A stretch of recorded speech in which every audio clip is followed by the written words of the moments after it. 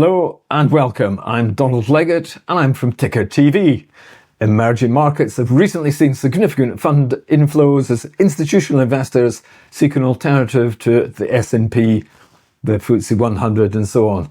India is one of the most significant of those emerging markets and one often overlooked by UK investors, which is why we're delighted to talk to Gaurav Narain from River Global today, and he manages the India Capital Growth Fund, ticker IGC, which has a market cap of around £148 million currently and trades at a discount to NAV of around 11%.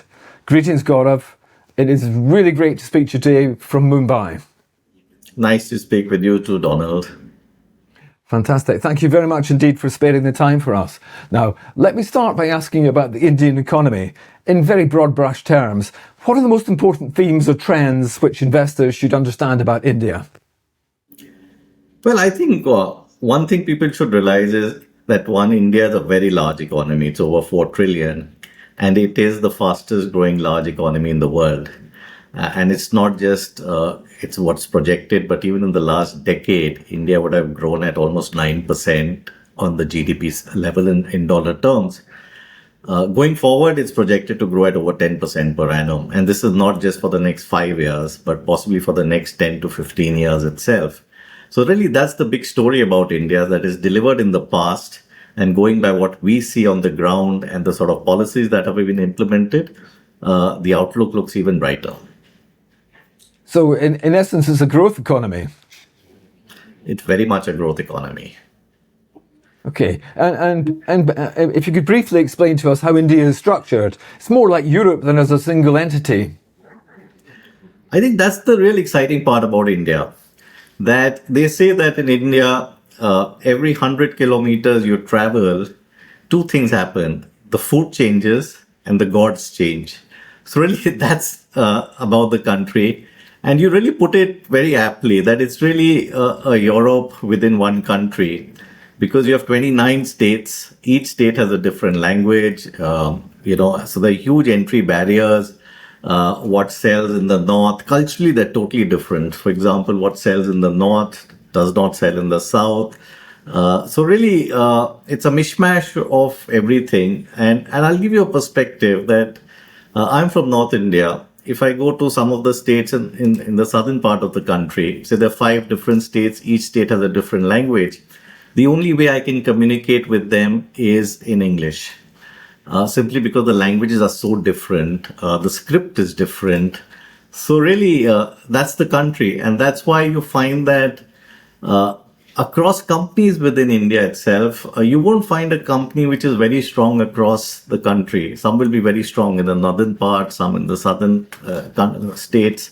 So it's a mishmash of everything, but it's all been put together. And, once I see Europe, how Europe is struggling to grow, I actually find that, India's managed to put it all together in a much, much better way. Oh, isn't that interesting? And perhaps one of the reasons for it being put together in a better way is President Modi and his BJP party, who've delivered structural reforms, they've delivered grassroots digitization programs and major infrastructure projects. So tell us a little bit more about those things, because at a grassroots level, a lot of fundamentally positive things that are taking place in India and have taken place. Yeah. So I think the big change that really happened was reforms which were implemented really between 2014 and 2019. And, that really answers a lot of the questions on, Europe in one, because earlier each state imposed its own value-added tax. So you had multiple tax structures across the country and you had interstate taxes. One of the big changes on these reforms was there were uniform taxes across the country, which really led to a lot of efficiency gains because companies could plan their production better. You could have 4 large plants across the country rather than have plants in every state, etc. So that was the first reform, and subsequently really they used technology. So everything they tried digitizing, reducing the role of humans in the process. So corruption really came down. And today you have a seamless economy really, and digitization has played a big role in the reform process.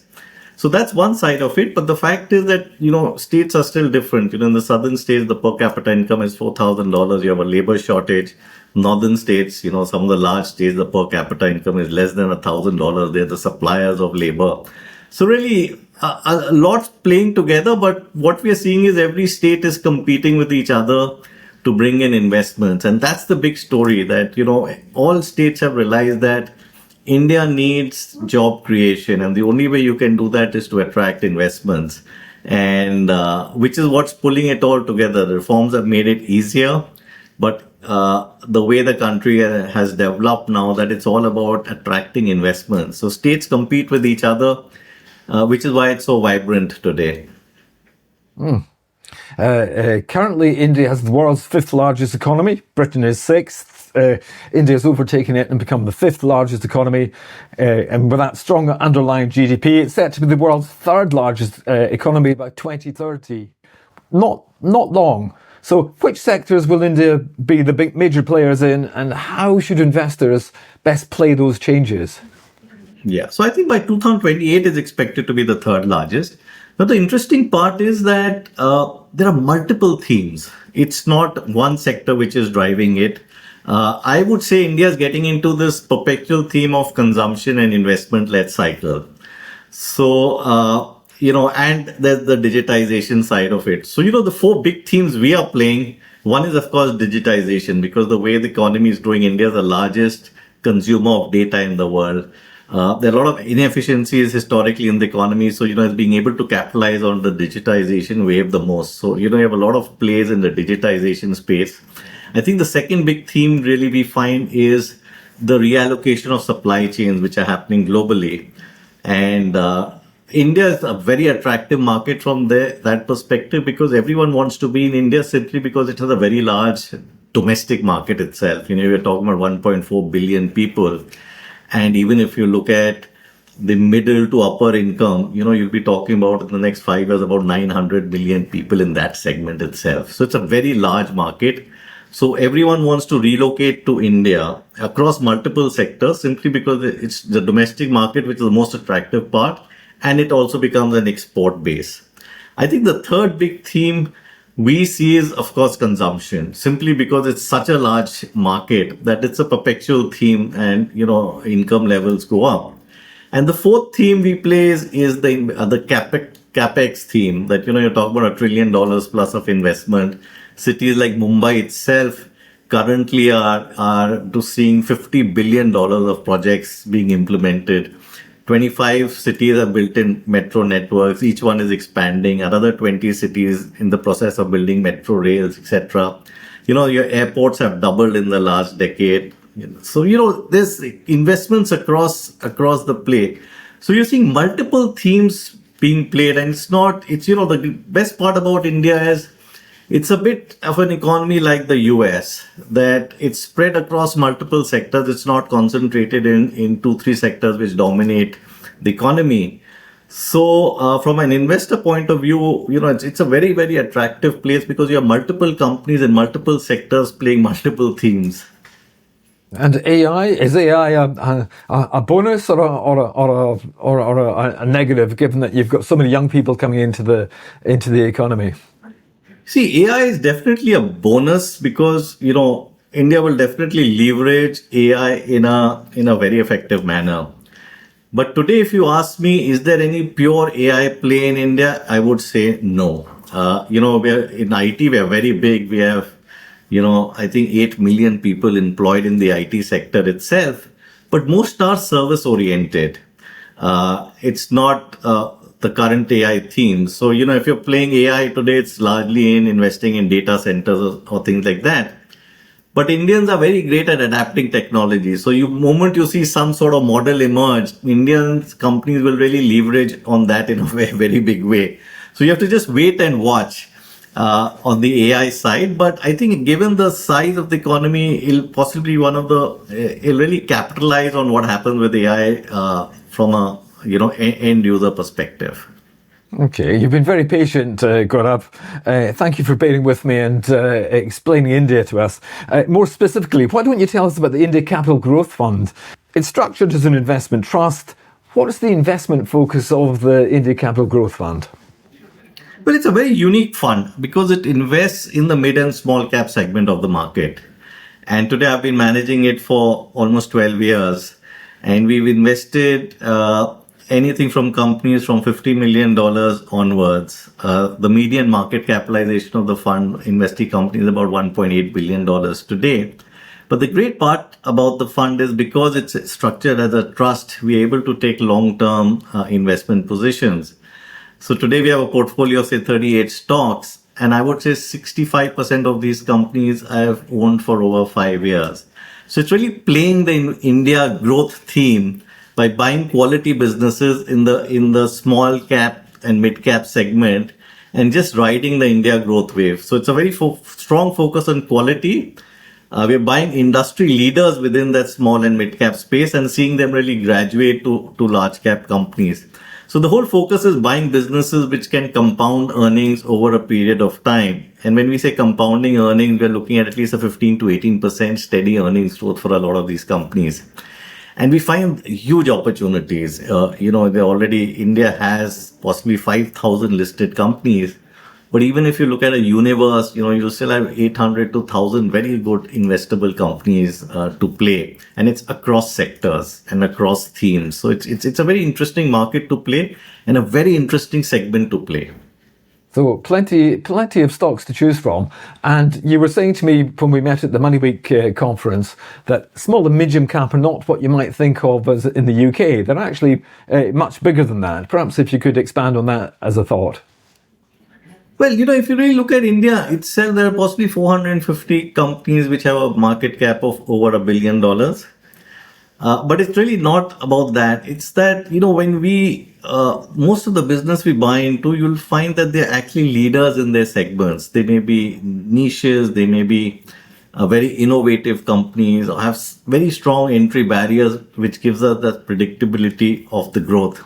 And more importantly, on the quality of the management. Even if it's a founder-run business, you'll find a lot of professionalism in the management. They're very strong on capital efficiency ratios. So some of the small and mid-cap companies we find on pure fundamentals driven by cash flows and return on capital employed, they'll be at par with some of the best large-cap companies in the world, par if not better, with stronger growth. So it's a very interesting set of companies we find in India. And today you have a lot of digital companies also in this space which are listed and a lot of very profitable, high growth digital companies. And you prefer to be much more focused fund rather than spread the risk? You think that's the best way to play such an active, positive set of companies that you find? Definitely, because we try knowing the companies which we invest in better than anyone else. So we go fairly deep into these companies. And the whole philosophy is when you buy a business, you want to own it for the longer term. So we take our time in entering a company, but once we enter it, we really ride it for a longer period of time, which is why we try and run a concentrated portfolio. So you know what you're buying and you play the India story and the niches of the business itself. So typically, if you see in a year, we may add just 3 or 4 new companies in a portfolio, simply because we find there are the opportunities of playing these longer term themes. You sound like the Indian Warren Buffett. Well, I think India is a fairly easy market to invest. You just have to ensure you don't make mistakes. And as long as you get the management right, and the fundamentals of the business right, it's hard not to, for the company not to deliver because the economy itself is growing. So you have to just keep it simple. Okay, let's talk financials, given that that's kind of where we are. Why does the IGC fund, why does it trade at that 11% discount to NAV? And talk me through the short term and the longer term fund performance. Yeah, so I think the discount has ranged typically between 5 to 8% over the last year. I think it's just in this last month or two, we've seen it expand a bit.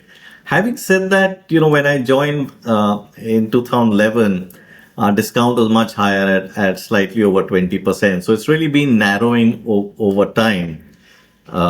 and it settled in the 10 to sub 10% level.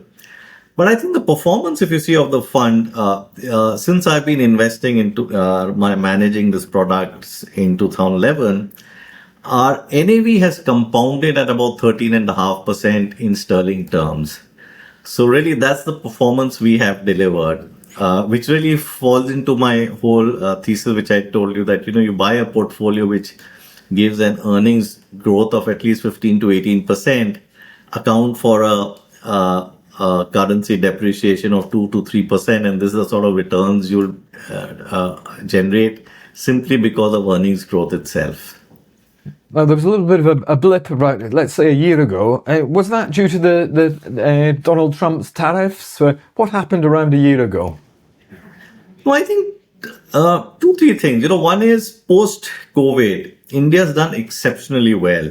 Since 2001 to possibly mid 2024, your GDP itself compounded in those 3 years at a real GDP growth of 9% plus. Your earnings compounded at 20% plus. So in those three years, India was actually the best performing market. It really matched the US market performance itself. And what you've seen is a period of consolidation. But that consolidation also happened for 2, 3 reasons. The first was that you had elections last year, and when you have elections, typically the government machinery comes to a standstill for a 3 to 6 month period. And the investment approvals slow down. So that points to a slowdown. I think the second was that, with credit itself growing at 15 to 16% at the systemic level, the central bank was very worried that it's too fast because deposits weren't keeping pace. So the central bank really tightened liquidity in the system and put in some regulatory measures to lower the growth in the unsecured segment. And the third factor was Trump, with his tariffs, etc., that, did put private sector investments on hold. I think all three factors contributed to the GDP growth coming down to about 6.5% and earnings growth coming down to slightly low single digits, which really led to the market also consolidating because it had become expensive. But I think a lot of that is now behind, simply because the new government has again come and announced a lot of policy measures to kickstart growth, right from income tax reduction, indirect tax cuts. The central bank has also unwound all the tightening measures.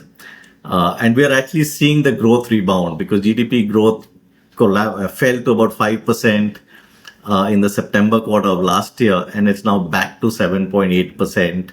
And we are also seeing the earnings upgrade cycle start again. So my sense is, you've had a period of consolidation and now you're back to double-digit earnings growth, which itself should drive the markets going forward. Okay, that's a very interesting answer. Now, for those interested in investing in the IGC closed-end fund, what do the fees look like? So fees is about 1.25%, but it's on the market cap. So it takes into account the discount. So effective fees somewhere around 1.1%. But really it's more about the returns. I think India is a high growth market. And as I said, the earnings growth itself should be in double digits. And how do you go about investing in the fund? Well, the fund is listed on the LSE, London Stock Exchange. So you can go through any broker and really invest directly at the market price. Gaurav, thank you very much indeed for joining me today. Thank you for educating us about the Indian economy and explaining the whys and wherefores of the India Capital Growth Fund, which does indeed sound very interesting. Thank you so much. Thank you so much, Donald. It's a pleasure talking to you. The pleasure was ours. Thank you.